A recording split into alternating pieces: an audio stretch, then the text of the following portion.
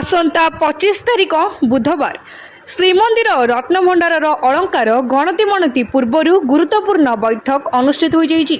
महेंद्र बेला मार्च 25 चैत्र शुक्ल सप्तमी तिथि 12:09 रु 1:45 मध्य रत्नभंडार अलंकार गणति मणतिर भिडियोग्राफी फोटोग्राफी 3D मैपिंग हेबो। प्रथमे चलती रत्नभंडार गणति मणति हेबो। 1978 मसीpraco गणति मणति पूर्णांग तालिका अनुसार मेलक कराजिबो। स्वर्ण अलंकार हलदिया रंगर भेलवेट कनारे गुड़ाचटीन बाक्स और परे ताकू सिंधु कर रखाजिबो। रौप्य अलंकार धड़ा बा सिल्भर रंग और अन्यान्य अलंकार लाल रंग भेलवेट कनारे गुड़ाई रखाजिबो। केवल मेलक गणति कराजिबो, कोनोसी मूल्यांकन हेबो नाही। केबे संपूर्ण गणति मणति सरीबो कहि हेबो नाही। पारंपरिक वस्त्र पिंधि हेब गणति मणति कराजिबो। श्रीमंदिर रत्नभंडार अलंकार गणति मणति माई सुपरभाइजिंग टीम और हैंडलिंग टीम एही भली दुईटी टीम गठित होईछि। श्रीमंदिर मुख्य प्रशासक सुपरभाइजिंग टीम अध्यक्ष रहितिबा बेले रत्नभंडार तदारक कमिटीर 2 जण सदस्य जड़े सेवायत सदस्य रहिछन्ति।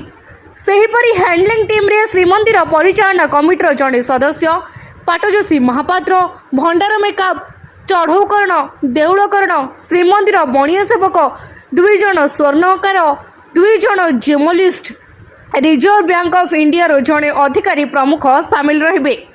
विशेष दिन पर्वपर्वाणी शनिवार रविवार दिन गणति मणति हेबो नाही।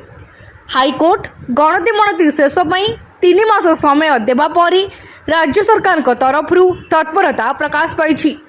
1978 मसीह 72 दिन गणति मणति होइतिबा बेले वर्तमान गणति मणति समय अलंकार ओजन कराजिबो किंतु मूल्यांकन कराजिबो नाही बोली कहिसेंती श्रीमंदिर मुख्य प्रशासक। भीतर रत्नभंडार गणति मणति दिन ट्रेजरी रु चाबी आसीबो, मजिस्ट्रेट को उपस्थिति रे खोलिबो एवं बंद कराजिबो। समस्त प्रक्रिया को स्वच्छतार सह कराजिबो बोली कहिसेंती रत्नभंडार तदारक कमिटीर अध्यक्ष जस्टिस विश्वनाथ रथ। गणति प्रक्रिया अंश विशेष आम समस्त प्रक्रिया पूर्व सारी भगवान का आशीर्वाद रे मरामती काम सरीगला। मरामती न होते हुए तो गणति मणति संभव नथिला किंबा गणति मणति पर यदि से घर भांगी था आम सुरक्षित होता। तेणु भगवान का आशीर्वाद रे आम मरामती काम सारू पुनर्स्थापित कलु।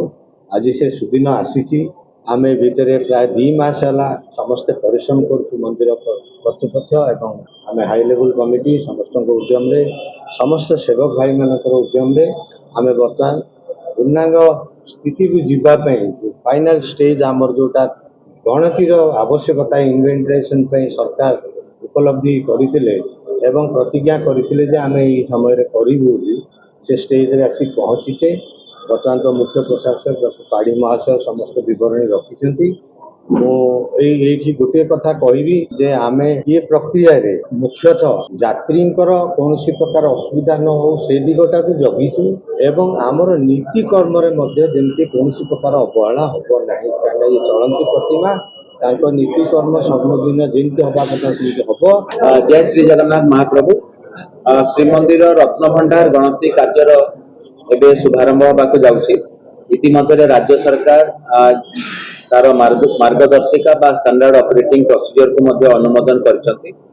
एई जो गणति कार्य आरंभ होगा जाऊँगी श्रीमंदिर परिचालना कमिटी बैठकर अनुमोदन अनुजाई एवं परामर्श अनुजाई एवं जहाँ तिथि निर्धारण करा जायछि आसंता मार्च मास 25 तारिख बुधवार दिन जहाँ तार शुभ मुहूर्त अच्छी दिन 12:09 रु अपराह्न 1:45 मध्य तार शुभारंभ कार्य अनुष्ठित हम एवं से दिन रत्नभंडार गणति कार्य जहाँ आम एत दिन धरी अपेक्षा कर रही तार आरंभ कर। आज प्रस्तुति संपर्क में उच्चस्तरीय कमिटी बैठक अध्यक्ष महोदय जस्टिस विश्वनाथ रथ से आम सांगे उपस्थित अच्छा। अध्यक्षतार एक प्रस्तुति बैठक आम आरंभ करते जो श्रीमंदिर कमिटी समस्त सेवक सदस्य एवं जो तदारक दल एवं हैंडलिंग टीम बा कार्यकारी दल गठन करछन्ती एसओपी अनुसार तार जो माने सदस्य अछन्ती सेवक सदस्य यथाक्रमे पाटजोशी महापात्र, चढ़ौकरण,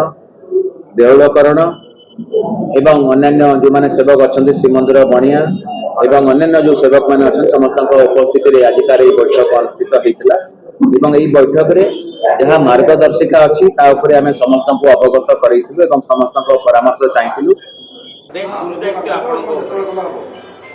କୁହନ୍ତୁ ମଧ୍ୟ କ'ଣ କହିବେ ଆପଣଙ୍କ ଉପରେ ବହୁତ ଗୁରୁଦାୟିତ୍ୱ ଏବଂ କେତେ ଦିନ ଧରିକିରି ଗଣା କାର୍ଯ୍ୟ କରାଯିବ ଏବଂ ସେଥିରେ ଆପଣଙ୍କ ଭୂମିକା କ'ଣ ରହିବ?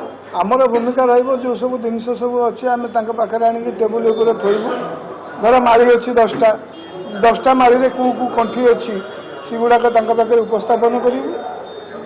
ତାଙ୍କ ଜିନିଷ ହେଲା 78 ଆଉ ହାଲ ସାବୁକୁ ମେଳପ କରିବା ତାଙ୍କ ଦାୟିତ୍ୱ।